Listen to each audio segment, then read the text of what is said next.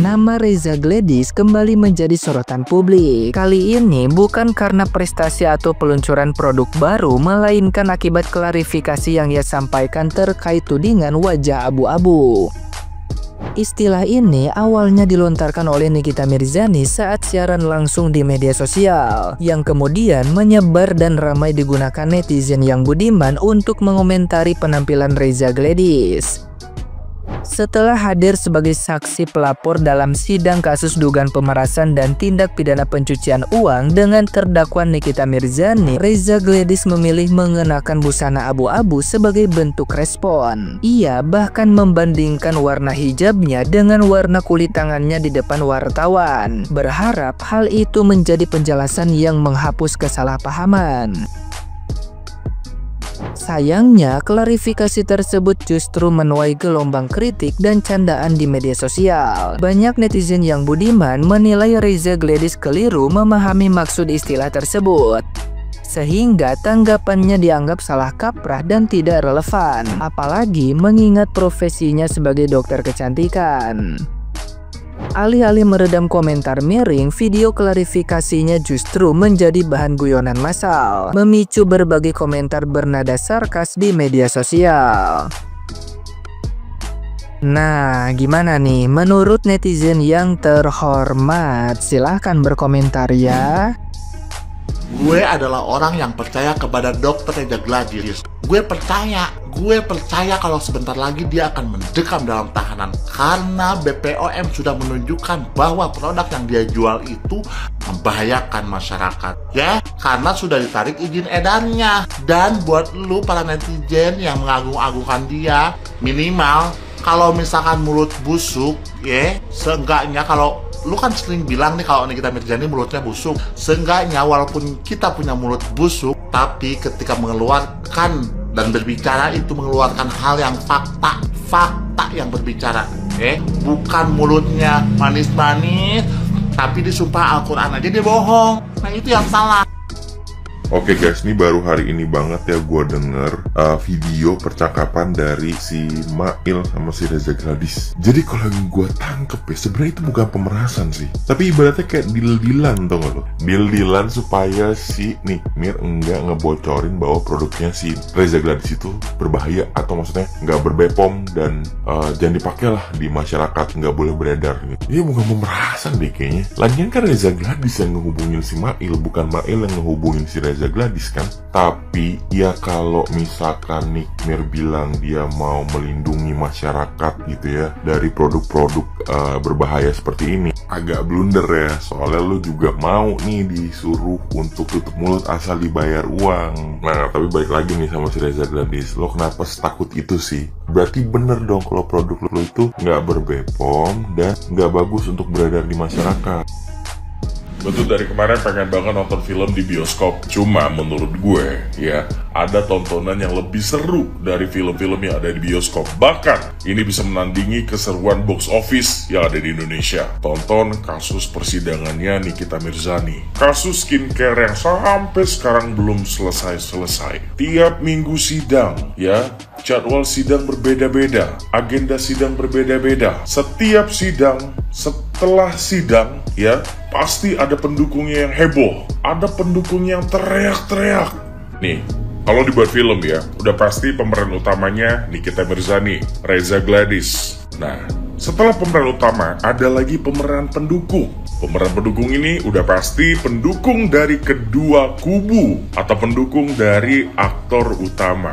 Ada Fitri Salhuteru, ada Sela Saukia, ada Dr. Oki, ya kan? Ada siapa lagi tuh? Pokoknya orang-orang yang ada di belakang dari kedua kubu. Nah, sama satu lagi yang paling seru, yang setiap abis sidang teriak-teriak, itu pemeran pembantu. Mereka adalah, gue nggak tahu ya nyebut mereka apa gitu ya, cuma gue malu aja ngeliat mereka teriak-teriak after sidang. Nah, itu mereka pemeran pembantu tuh yang cocok kalau misalnya dibuat film. Nah, siapa sutradaranya?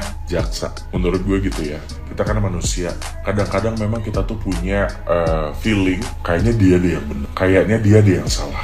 Dan gue pun merasakan itu gitu loh. Dan semoga jaksa ataupun hakim ataupun petinggi-petinggi yang punya wewenang di situ bisa bekerja dengan hati ya Pak, bisa menjalankan pekerjaan berdasarkan kebenaran. Kalau dibuat film, judul film yang pas, skincare abu-abu. Gimana menurut kalian? Ada yang ngikutin sidang Nikita Mirzani gak? Supaya untuk sidang kali ini tuh kayak kita lagi nonton film bioskop gak sih? Sebenarnya dari sidang kemarin sih ada lucunya, ada harunya, tegangnya gak jelas. Ya mungkin misi kegabutan kita sebagai netizen kali ya. Yang pertama tuh kayak gini nih, ada mungkin ini lawannya Nikita Mirzani kali ya, dia bawa pengawal. Ini tuh sebenarnya main Yakuza-Yakuzaan apa gimana gitu. Kalau kita nonton film bioskop luar kan mereka kan kadang kalau misalkan dari pihak lawannya gitu kan suka bawa bodyguard ataupun apa. Nah sekarang ada kasus di Indonesia, ada kayak film-film gitu, lucu aja gitu. Terus yang kedua nih ya, hari ini kan Nikita Mirzani itu ngasih bukti kalau misalkan jaksa penuntut umum tuh diduga ada main nih sama pihak lawan dan dikasihlah bukti rekaman apa gitu. So, aku nggak ngerti lah. Cuman anehnya kok nggak didengerin ya gitu loh. Itu kan seenggaknya kan kayak bukti juga kalau misalkan kita anggaplah kita sebagai yang dituduh ataupun kita sebagai korban dan lain sebagainya. Kita membuktikan dong kalau misalkan kita benar ya gak. Nah kalaupun itu ya hakim sebagai yang adil ya seharusnya mendengarkan terlebih dahulu. Aku nggak paham sih soal hukum ya, cuman menurutku agak aneh aja kalau nggak didengar.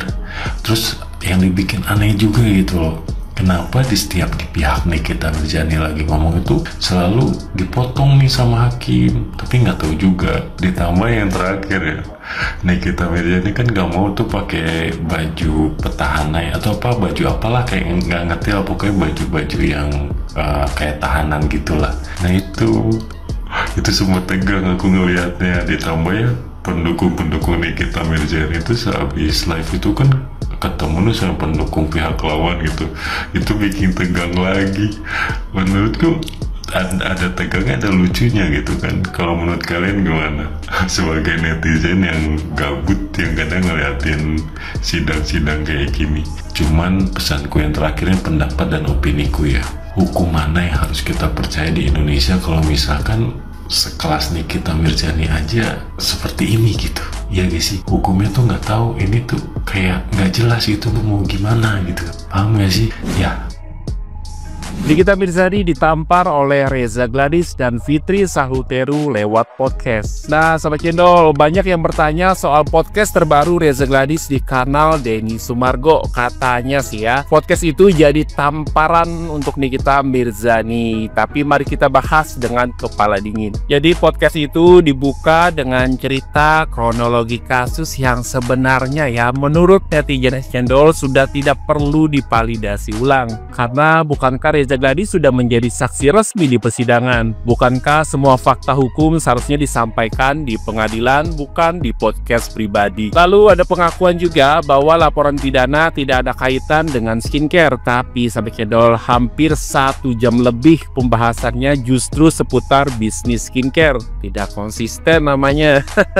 Disinggung juga soal relabeling ya, katanya sih itu hanya untuk kebutuhan treatment di klinik. Tapi sahabat channel, mari kita pakai analogi sederhana. KFC jualan ayam goreng plus cola, tapi tetap ditulis Coca-Cola, bukan diganti jadi KFC. Nah, jadi relabeling untuk perawatan itu tetap butuh transparansi, bukan justifikasi. Nah, podcast ini juga dibumbui oleh kisah-kisah keluarga dan drama-drama perjuangan ya. Tentu kita empati ya, terutama saat disinggung soal orang tua. Tapi sayangnya sahabat channel, itu juga digunakan untuk memposisikan dirinya sebagai korban yang penuh simpati tanpa membuka ruang diskusi yang objektif. Ya, yang paling menarik adalah kehadiran Fitri Sahuteru. Tidak punya kaitan hukum, bukan pelapor, bukan korban, tapi muncul untuk bicara tentang luka lama pertemanan. Apakah objektif?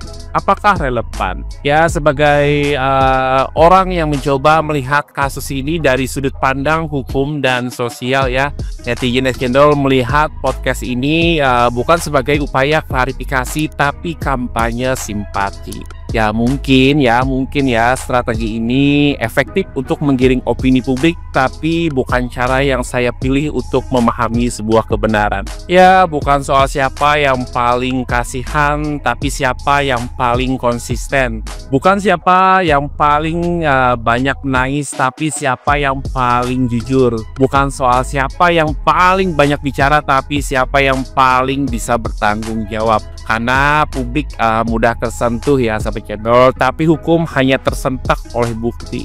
Karena rasa bisa dibentuk, tapi fakta tidak bisa dibengkokkan. Karena narasi bisa dikemas, tapi kebenaran tidak bisa direkayasa. Nah sahabat channel, jaga logika, jaga akal sehat, jangan ikut hanyut dalam perang air mata.